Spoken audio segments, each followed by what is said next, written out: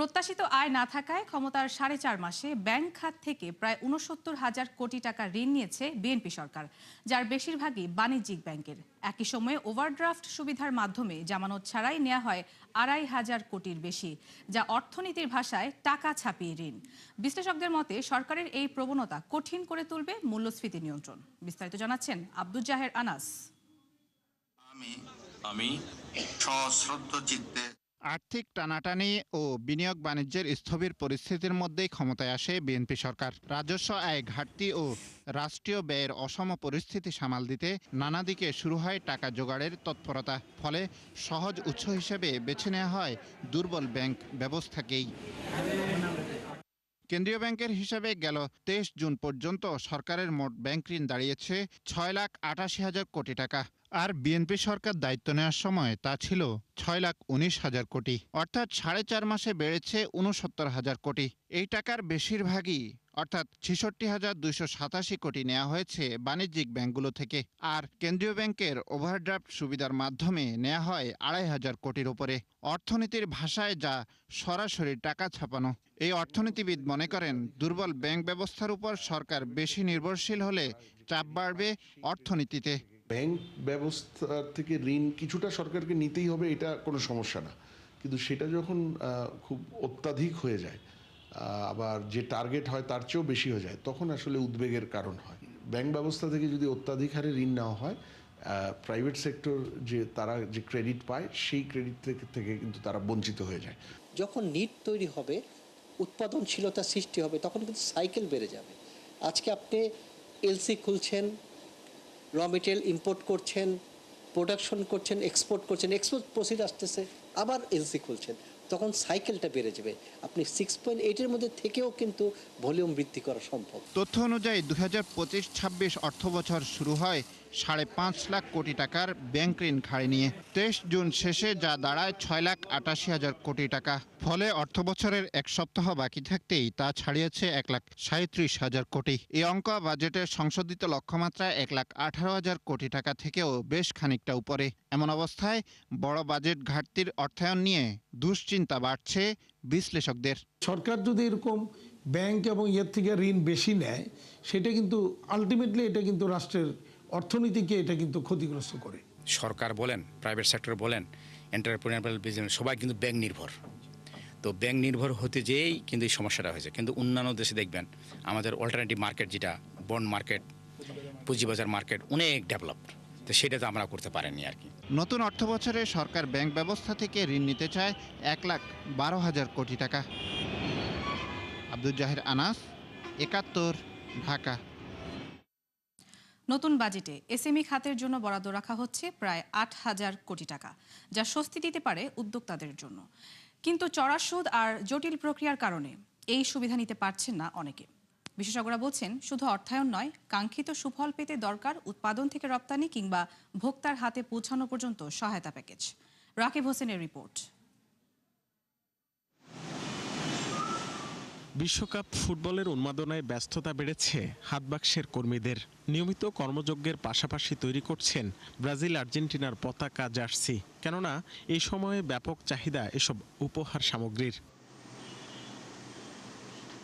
দেশীয় ঐতিহ্য স্থাপনাকে নান্দনিকভাবে বিস্তৃত করতে 2018 সালে পথ চলা শুরু করে হাতবাক্স, যা দেশের বাজারে এখন বেশ পরিচিত।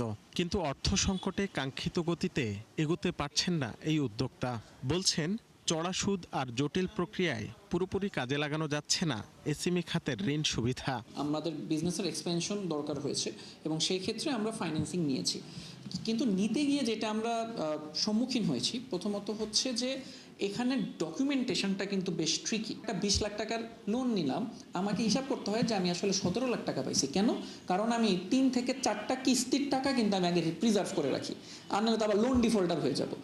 এটা কিন্তু একটা ভয়াবহ বিষয়। জাস লেদার, শাবাব লেদারের মতো বহু ছোট শিল্প প্রতিষ্ঠান ইতোমধ্যে দেশের গণ্ডি পেরিয়ে বিদেশে রপ্তানি করছে। কিন্তু তারাও সরকারের দেয়া অর্থায়ন সুবিধা কাজে লাগাতে পারছেন না, যার পেছনে বড় কারণ গ্রেস পিরিয়ড না থাকা, চড়া সুদহার আর জটিল প্রক্রিয়া। আমরা যে পরিমাণ প্রফিট করি 6 to 8% এই ধরনের প্রফিট করি। এখন আমরা যদি 6 to 8% লোনই নেই, তাহলে আমরা কি লোনের টাকা পরিশোধ করব না আমরা প্রফিট করব? তো আমাদের টোটাল জিরো ব্যালেন্স থাকে, তো এই চিন্তা করে আমরা লোন নিতে পারতেছি না। আমরা যখন ইন্টারন্যাশনালি বিভিন্ন ফেয়ারগুলোতে অ্যাটেন্ড করি, দেখি অরিজিনাল লেদারের অনেক ভ্যালু, তো ওইটাও আমাদের একটা স্বপ্নের জায়গা। আমরা যদি এভাবে প্রিপেয়ার হতে পারি, তাহলে আমরা আমাদের এই ইন্ডাস্ট্রিকে একসময় ইন্টারন্যাশনালি লিড দিতে পারবো। নতুন অর্থ বছরের বাজেটে বিভিন্নভাবে প্রায় 8,000 কোটি টাকার অর্থ বরাদ্দ হয়েছে দেশের ক্ষুদ্র উদ্যোক্তাদের জন্য, যা স্বল্প সুদে বিতরণ করবে ব্যাংকগুলো। এতে জড়িত থাকবে এসএমই ফাউন্ডেশনের মতো সরকারি একাধিক সংস্থাও।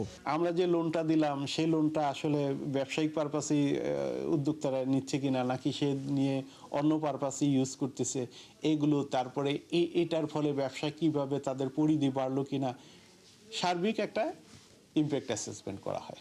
পলিসি এক্সচেঞ্জ অব বাংলাদেশের চেয়ারম্যান বলছেন, ছোট ও মাঝারি উদ্যোক্তাদের আলাদাভাবে সুযোগ সুবিধা দিতে হবে। শুধু অর্থায়ন নয়, উৎপাদন উদ্যোগ থেকে শুরু করে ভোক্তার হাতে পৌঁছানো পর্যন্ত একটি সহজ ও সাশ্রয়ী পরিবেশ নিশ্চিত করতে হবে সরকারকে।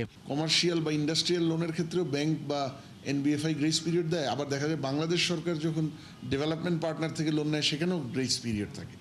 স্মল বিজনেসের জন্য গ্রেস পিরিয়ডটা আরও important. Policy, regulatory, skills, licensing, technology, market access, market information, এই সার্বিকভাবে আমরা তাদেরকে উন্নয়ন করার সুযোগ দিতে না পারি, তাহলে শুধু ফাইন্যান্সিংয়ের মাধ্যমে তাদেরকে উপনানো যাবে না।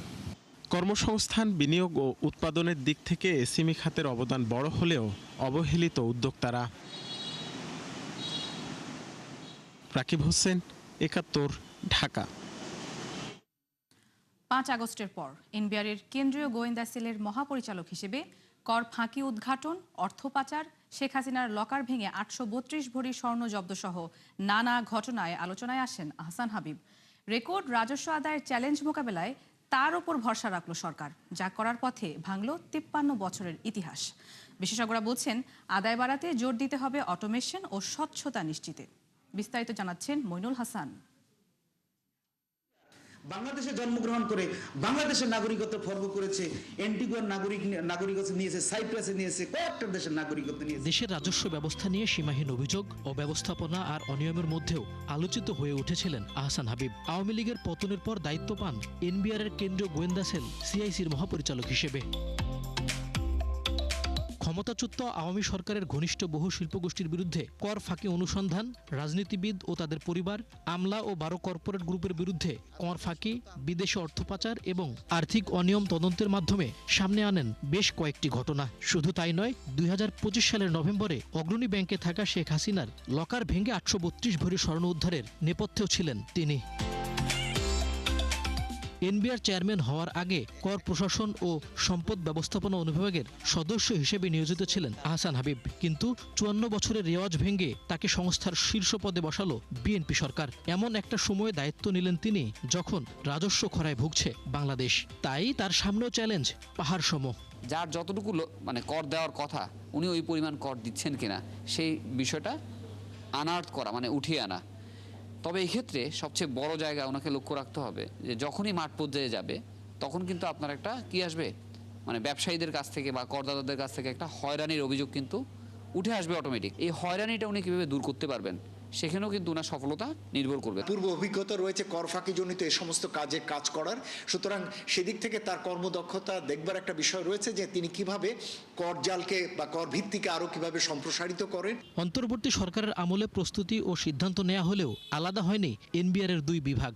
যদিও সম্প্রতি জোরালো অবস্থান স্পষ্ট করেছেন অর্থমন্ত্রী, কিন্তু এই ইস্যুতে গত বছর আন্দোলনে যুক্ত হওয়া 39 জন কর্মকর্তাকে সাময়িক বরখাস্ত করা হয়। পরে লঘুদণ্ড দিয়ে চাকরিতে ফেরত আসেন সেসব কর্মকর্তা। তাই সুষ্ঠু পরিবেশ নিশ্চিত করাও বড় চ্যালেঞ্জ নতুন চেয়ারম্যানের সামনে। কর্মকর্তা পর্যায়ে এক ধরনের স্বস্তি থাকা উচিত যে এনবিআর সংস্কারের ক্ষেত্রে যে কাজটি মাঝপথে আটকে রয়েছে, সেই কাজটি তিনি যেন এখনই শুরু করেন। পাশাপাশি রাজস্ব আদায়ের যে উচ্চ লক্ষ্যমাত্রা, সেটির জন্য তিনি যেন সুস্পষ্টভাবে এখনই চিহ্নিত করেন যে কোন কোন খাত উপখাত থেকে নতুনভাবে তিনি কর আদায় করবেন, এই লক্ষ্যগুলো দিয়ে দেওয়া, যাতে তারা সারা বছর সেই সমস্ত লক্ষ্য ধরে তারা কাজ করতে পারে। এনবিআরকে ঢেলে সাজানো, রাজস্ব পলিসি এবং রাজস্ব ব্যবস্থাপনা সেটাকে ঢেলে সাজানোতে তার যে কয়েক দশকের সরাসরি রাজস্ব নিয়ে কাজ করার অভিজ্ঞতা, সেই অভিজ্ঞতাটা কাজে লাগাবেন এবং সেই অভিজ্ঞতা দেশেরও কাজে লাগবে। দায়িত্বের দিন থেকে 1 বছরে 6 লাখ কোটি টাকার উপরে রাজস্ব আদায় করতে হবে আহসান হাবিবকে। মইনুল হাসান, ৭১, ঢাকা। দেশের বাজারে আবারও বাড়ল স্বর্ণের দাম। ২,২১৬ টাকা বেড়ে 22 ক্যারেটের প্রতি ভরি বিক্রি হচ্ছে ২,২৪,১৮২ টাকায়। এক বিজ্ঞপ্তিতে এ তথ্য জানিয়েছে বাংলাদেশ জুয়েলার্স সমিতি বাজুস। বলা হয়, আন্তর্জাতিক বাজারে তেজাবি স্বর্ণের দাম বৃদ্ধি পাওয়ায় এই সমন্বয় করা হয়েছে। এর আগে আন্তর্জাতিক বাজারে $৪,০০০ নিচে নেমে যায় আউন্স প্রতি স্বর্ণের দাম। তখন 2 দিনের ব্যবধানে ভরিতে ৬,৫৯০ টাকা কমিয়েছিল বাজুস।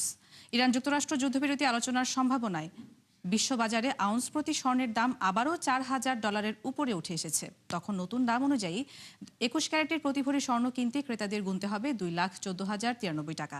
এছাড়া সনাতন পদ্ধতির প্রতি ভরি রূপার দাম 2,974 টাকা নির্ধারণ করে দেয় বাজুস। বহুদিন পর স্বস্তি মিলছে কাঁচা বাজারে। 50 থেকে 80 টাকায় মিলছে প্রায় সব ধরনের সবজি। কমেছে মুরগি ও ডিমের দামও, যদিও কিছুটা চড়া মাছের বাজার। এমন পরিস্থিতিকে বিক্রেতারা স্বস্তিদায়ক বলতে নারাজ এবং সীমিত আয়ের মানুষও। আরও জানাচ্ছেন রাকিব হোসেন। ঢাকার আজিমপুর কাঁচা বাজার। বৃষ্টির মাঝে এমন ব্যস্ততা ক্রেতা বিক্রেতার। দর কষাকষি কিংবা পণ্য বাছাইয়ে ছাড় দিচ্ছেন না কেউই। রোদ বৃষ্টির লুকোচুরির এই সময়ে অধিকাংশ সবজি কেনা যাচ্ছে 50 থেকে 80 টাকায়। যদিও খানিকটা বেড়েছে আলু পেঁয়াজের দাম, যা বিক্রেতাদের কাছে স্বস্তিদায়ক মনে হলেও ভুগছেন সীমিত আয়ের মানুষ। 10,000 টাকা বেতন পাই, সিকিউরিটি চাকরি করি, 30 টাকা আলু কিনছি। এই দামটাই আমার জন্য বেশি। আমি যেহেতু ছোট চাকরি করি, আমার সামর্থ্য আছে, আমি কিনতে পারতেছি, আর তো সামর্থ্য নাই। যার সামর্থ্য নাই সে কিনবে কি, তার তো ইনকাম থাকতে হবে। মানুষের যে সময় 400 500 টাকা খরচা দিয়ে দোকান ধরে করে ওই সময় বললাম দোকানে ছিল কম, বেচাকেনা ভালো হয়েছে। এখন এভেলেবেল দোকান, একটা খরচা দিতে হয় না, এটা দোকান এভেলেবেল দোকান, এই জন্য আমার বেচাকেনা একটু কম আছে। একটু বাড়তি দামের উত্তাপ রয়েছে সব ধরনের মাছে। এতে বেচা বিক্রি কমায় কাজ হারাচ্ছেন মাছ কাটা শ্রমিকরাও। এই যে পাঙ্গাসটা 600 টাকা কেজি, তো অরিজিনাল নদীর হইলে ওটার দাম হইতো 1,1200 টাকা কেজি। কারণ এটা তো নদীর মধ্যে চাষ করা। বাসা থেকে ইচ্ছে করে আসছিলাম ইলিশ কিনবো, সেই জন্য বৃষ্টিতে ভিজে আসছি। তো দেখা যায় ইলিশের দাম, ছোট ইলিশের দাম এত বেশি, 1,000 চায়, তাহলে বড়টা 3,800 টাকা চায়, তাহলে তার কেনা সম্ভব হয় না। মূলত ইলিশ মাছের দামটা বাড়তি, মাছ নদীতেই কম, আর চাষের মাছের দাম বাড়তি, সব ধরনের মাছেরই। ফিডের দাম বাড়তি, বেড়াগো পোষায় না, ওই হিসাবে স্বাভাবিক হেগো বাড়তি, বাজারও বাড়তি। ধরেন কেজিতে 50-40 লাভ বলে দিয়ে দিই আমরা, আগেও যা এখনও তাই, কম কিনলেও যা বেশি কিনলেও তাই। দাম কমেছে মুরগি ও ডিমের বাজারে। 150 টাকায় বিক্রি হচ্ছে প্রতি কেজি ব্রয়লার মুরগি, আর ডিমের ডজন মিলছে 120 টাকার কমে। তবে আগের বাড়তি দামে বিক্রি হচ্ছে গরু খাসির মাংস। রাকিব হোসেন, ৭১, ঢাকা। এখন থেকে 150 ইউরোর নিচের কোনো পণ্য ইউরোপে ঢুকতে দিতে হবে 3 ইউরো শুল্ক। চলতি মাস থেকেই যা কার্যকর। মূলত স্থানীয় শিল্পের সুরক্ষায় ডি মিনিমিস সুবিধা বাতিল করে ইউরোপীয় ইউনিয়ন, যাতে চীনা সস্তা পণ্যের অবাধ প্রবেশ নিয়ন্ত্রণ সম্ভব হয়। বিস্তারিত নুসরাত মমির প্রতিবেদনে। চীনা সস্তা পণ্যে সয়লাভ ইউরোপের বাজার, যাতে প্রতিযোগিতা থেকে পিছিয়ে পড়ছে স্থানীয় উদ্যোক্তারা। এছাড়া আমদানিতে বিপুল সংখ্যক ছোট চালানের কারণে প্রয়োজনীয় যাচাই বাছাই করতে পারছে না শুল্ক কর্তৃপক্ষ। এ থেকে উত্তরণে ডিমিনিমিস সুবিধা বাতিল করল ইউরোপীয় ইউনিয়ন। এখন থেকে 150 ইউরোর নিচের পণ্য আমদানিতে দিতে হবে 3 ইউরো শুল্ক, যা কার্যকর 1 জুলাই থেকেই। নতুন নীতিমালা অনুযায়ী প্রতিটি ভিন্ন শ্রেণীর পণ্যে 3 ইউরো ফি দিতে হবে, অর্থাৎ 3 ধরনের পণ্যের একটি পার্সেলে শুল্ক দিতে হবে 9 ইউরো। কিন্তু একটি পার্সেলে একই ধরনের কয়েকটি পণ্য থাকলেও 3 ইউরো শুল্কই বহাল থাকবে। ডিমিনিমিস সুবিধার অধীনে 150 ইউরোর নিচের যে কোনো পণ্য শুল্ক ছাড়াই ইউরোপের বাজারে প্রবেশ করতে পারত, যার অন্যায্য সুবিধা নিচ্ছিল চীনা ই-কমার্স সাইটগুলো। তথ্য বলছে 2022 সালে ডিমিনিমিসের অধীনে ইউরোপে ঢোকে 1.3 বিলিয়ন পণ্য। 2025 সালে যা পৌঁছায় প্রায় 6 বিলিয়নে, যার 90% সরবরাহকারী চীনা ই-কমার্স জায়ান্ট শেইন, টেমু ও আলিবাবা। গবেষণায় দেখা যায় অনলাইনের মাধ্যমে আসা এসব পণ্যের ৬৫%ই ইইউর আইন মেনে আমদানি হয়নি। জোটের মানদণ্ড পূরণ করেনি ৩৫% পণ্য। স্বাস্থ্য ও জননিরাপত্তা পরীক্ষায় পাশ করেনি ৬৩% পণ্য। এতে গেল মাসে চীনা ই কমার্স সাইট টেমুকে ২০০ মিলিয়ন ইউরো জরিমানা করে ইউরোপীয় কমিশন। চীন এবং ইইউর বাণিজ্য ঘাটতি ৩৬০ বিলিয়ন ইউরোর, যা নিয়ে ৩ মাসের জন্য আলোচনায় বসতে সম্মত হয়েছে দুপক্ষ। বাণিজ্যে আগ্রহী হলেও প্রতিযোগিতা, সরকারি ভর্তুকি, বাজার প্রবেশাধিকার এবং প্রযুক্তিগত নিরাপত্তা এই 4 বিষয়ে বহুদিনের দ্বন্দ্ব চীন এবং ইউরোপীয় ইউনিয়নের। নুসরাত মৌমি, ৭১। প্রেসিডেন্টের বাধ্যতামূলক বার্ষিক প্রতিবেদনে ক্রিপ্টোকারেন্সি থেকে প্রায় $1.5 বিলিয়ন আয় দেখিয়েছেন ডোনাল্ড ট্রাম্প, যা ছাড়িয়ে গেছে রিয়েল এস্টেট ব্যবসার আয়কেও। তবে কয়েক বছর আগে এই ক্রিপ্টো ব্যবসাকেই প্রতারণা বলে অভিহিত করেছিলেন মার্কিন প্রেসিডেন্ট। বিস্তারিত প্রতিবেদনে। গেল 1 বছরে ক্রিপ্টোকারেন্সি সংশ্লিষ্ট উৎস থেকে $140 কোটি আয় করেছেন ডোনাল্ড ট্রাম্প। বছর ব্যবধানে যা বেড়েছে প্রায় 9 গুণ। দ্বিতীয় মেয়াদে ক্ষমতায় এসে এ খাতে বিশেষ নজর দেওয়ার ফল পান মার্কিন প্রেসিডেন্ট। প্রেসিডেন্টের বাধ্যতামূলক বার্ষিক প্রতিবেদন থেকে জানা যায়, ট্রাম্প ও পরিবারের প্রতিষ্ঠান ওয়ার্ল্ড লিবার্টি ফিনান্সিয়াল থেকে আয় হয় প্রায় $800 মিলিয়ন। দায়িত্ব নেওয়ার আগে নিজের নামে চালু করা ট্রাম্প মিম কয়েন থেকে রয়্যালটি হিসেবে পান $63 কোটি। একসময় যে ক্রিপ্টো ব্যবসাকে প্রতারণা বলেছেন, তার বদলতেই এখন শত শত কোটি ডলারের মালিক ট্রাম্প, যা ছাড়িয়ে গেছে তার রিয়েল এস্টেট ব্যবসাকেও। হোয়াইট হাউসের তথ্য বলছে, যুক্তরাষ্ট্রকে বিশ্বের ক্রিপ্টো রাজধানী হিসেবে গড়ে তুলতে চান ডোনাল্ড ট্রাম্প। ফলে এই খাতের সম্প্রসারণে নানা কার্যকর উদ্যোগ নেন মার্কিন প্রেসিডেন্ট। এছাড়া নিজের আবাসন ব্যবসা ও ট্রাম্প ব্র্যান্ডের বিভিন্ন পণ্য থেকেও আরও কয়েক লাখ ডলার আয় করেছেন মার্কিন প্রেসিডেন্ট। তবে প্রেসিডেন্ট পদ থেকেও যে আর্থিকভাবে তিনি লাভবান হচ্ছেন তা অস্বীকার করছে হোয়াইট হাউস। ফোর্বসের তথ্য বলছে, ট্রাম্পের মোট সম্পদের পরিমাণ এখন প্রায় $600 কোটি। 2024 সালে যা ছিল $233 কোটি। অন্যদিকে ব্লুমবার্গের বিলিয়নিয়ার সূচকে তার সম্পদের পরিমাণ ধরা হয়েছে $760 কোটি। বর্তমানে ট্রাম্পের ব্যবসা দেখভাল করছেন তার সন্তানরা। নুজহাত রাহনুমা, ৭১। দর্শক, ৭১ বিজনেসে এই ছিল এখনকার মতো। সরাসরি সংবাদ অনুষ্ঠান দেখতে চোখ রাখুন ৭১-এর ফেসবুক পেজে এবং সাবস্ক্রাইব করুন ৭১-এর ইউটিউব চ্যানেল। থাকুন ৭১-এর সাথেই।